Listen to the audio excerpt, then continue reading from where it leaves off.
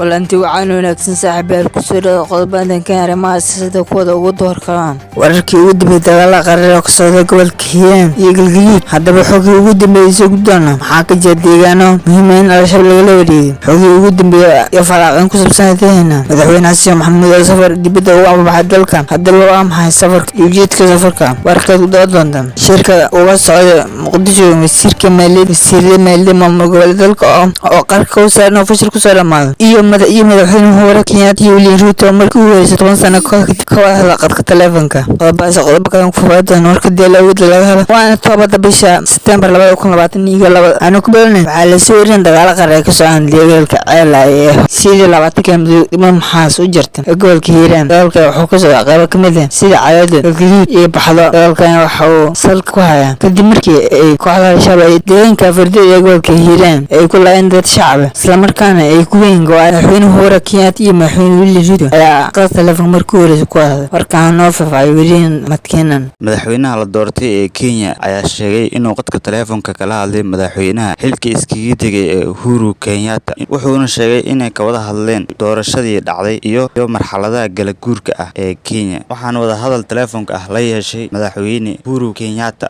ee doorashooyinka guud ee dhawaan la soo gabagabeeyay iyo